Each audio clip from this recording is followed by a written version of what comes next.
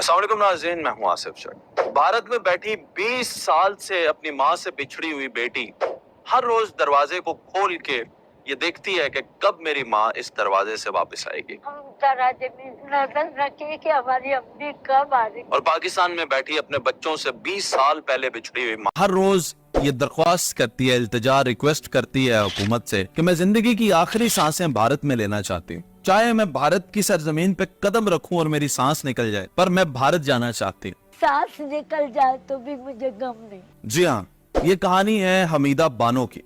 सन 2002 में हमीदा बानो को धोखे से पाकिस्तान में किसी एजेंट ने पहुंचा दिया। इससे पहले हमीदा बानो दोहा, कतर में रही, सऊदीया में रही और शेफ का काम करती थी। जो लोग गल्फ कंट्रीज से वाबस्ता हैं उनको पता होगा कि उस वक्त तक ये कानून था कि सिर्फ मुसलमान ही किचन का या शेफ का काम कर सकते हैं। तो हमीदा बानो सऊदीया और कतर में रही थी, आप दुबई जाना चाहती थी और धोखे से कोई एजेंट माफिया जो है वो हमीदा बानो को और उनके साथ 5 और लड़कियों को हैदराबाद में ले आए। यहाँ पे 3 माह हमीदा बानो को कैद रखा गया, 1 रोटी दी जाती थी। जब पूछा हमीदा ने कि मैं तो दुबई जाना चाहती थी, ये आप मुझे कहाँ ले आए, तो उन्हें चुप रहने के लिए कहा गया और कहा कि जैसा कह रहे हैं वैसा करें, चुपचाप हम जैसा लेके जाते वैसा चलो।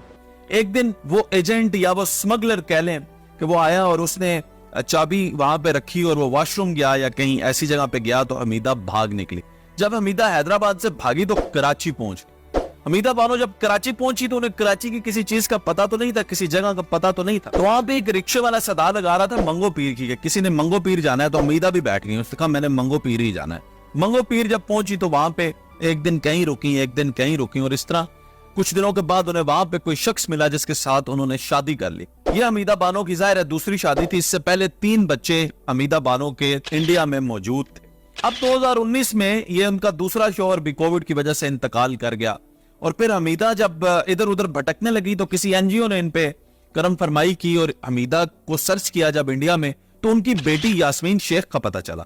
जब यास्मीन ने वीडियो कॉल पे अपनी माँ हमीदा से बात की तो उनकी आंखों से जो आंसू जारी हो रहे थे वो सिर्फ एक माँ समझ सकती है या कोई औलाद ही समझ सकती है। यास्मीन जो कि बेटी है हमीदा की, उसका ये कहना है कि हम हर रोज ये दरवाजा खोल के दरवाजे को ही देखते रहते हैं कि कब हमारी माँ इस दरवाजे से चलती हुई वापस आएगी। और यहाँ पे रो रो के बुरा हाल हमीदा बानो का और हमीदा की ये दरख्वास्त कि मैं अपनी जिंदगी की आखिरी सांसें भारत में लेना चाहता। अच्छा, ये हाईलाइट होने के बाद इंडिया की गवर्नमेंट ने इसको वेरीफाई करने की कोशिश की।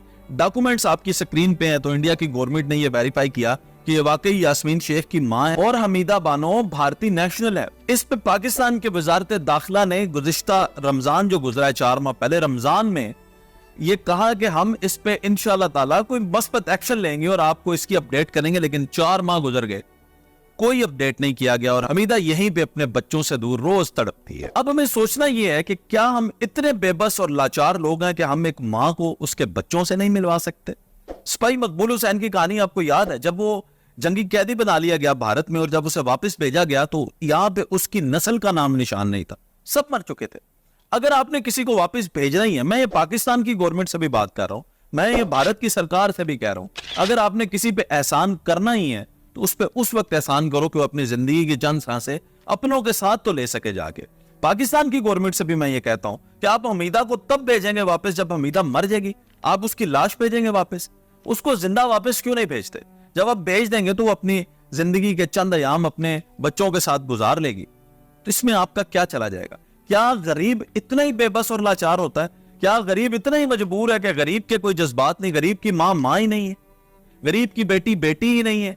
4 माह से आप ये सोच भी नहीं सके कि हमीदा नामी भी कोई औरत है और इसको इंडिया वापस भेजना है, कोई रास्ता नहीं आपका हो सका। तो इसमें आप मेरा साथ दें, चाहे आप भारत से हैं चाहे आप पाकिस्तान हैं, हमीदा के लिए आवाज उठाएं, इस वीडियो को शेयर करें, अपनी वीडियो बनाएं, हमीदा के नाम को हाईलाइट करें, हैशटैग हमीदा इस्तेमाल करें, ताकि ये गवर्नमेंट सोई हुई जागे, पाकिस्तान की गवर्नमेंट भी जागे, भारत की गवर्नमेंट भी जागे और ये एक इंसानी जान की कदर जो है इसकी अहमियत को समझे कि ये सिर्फ यही पे होता है पाकिस्तान इंडिया में कि गरीब जो है वो पिसता रहता है, कुटता रहता है।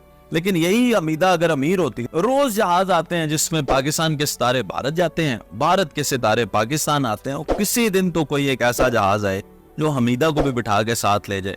कोई तो ट्रेन ऐसी आए अपनों को मिलाने वाली जो हमीदा को भी बिठा के अपने साथ ले जाए। सोचने की बात एक ये भी है कि ऐसे एजेंट माफिया काम कर रहे हैं, काम कर रहे थे और काम करते रहेंगे। जो पाकिस्तान से इंडिया और इंडिया से पाकिस्तान लोगों को पहुंचाते हैं, गैर कानूनी तरीके से पहुंचाते हैं। और ये भी इदारों को होश के नाखून लेने होंगे कि आखिर ऐसे लोग कौन है जो भारत से पाकिस्तान में लोगों को लेकर आते हैं या पाकिस्तान से भारत में लेकर लोगों को जाते हैं। और इन दोनों मुल्कों को भी ये सोचना पड़ेगा, अगर कोई ऐसे लोग हैं जो भारत के हैं और पाकिस्तान में हैं, और अगर पाकिस्तान के हैं वो भारत में है, तो उन लोगों को जल्द अज जल्द अपनों से मिलाना चाहिए। आप उनकी लाशें तो भेज देते हैं, आप उनको तब तो भेज देते हैं जब पाकिस्तान में उनका कोई बचता नहीं है, या भारत में उसकी बेटी जब मर जाएगी, बच्चे रहेंगे नहीं, कोई उसकी जिंदगी वहां जाने का भी मकसद रहेगा नहीं, तो तब भेजने का क्या फायदा। आप भी मेरे साथ इस आवाज में मिलें, अपनी आवाज को बुलंद करें, इसको शेयर करें, अपनी वीडियो बनाएं, मुझे उसमें टैग करें, मैं शेयर करूंगा, मैं आवाज उठाऊंगा, ताकि हम हमीदा को उसके बच्चों से मिलवा सकें। अपना बहुत सारा ख्याल रखें। अल्लाह हाफिज।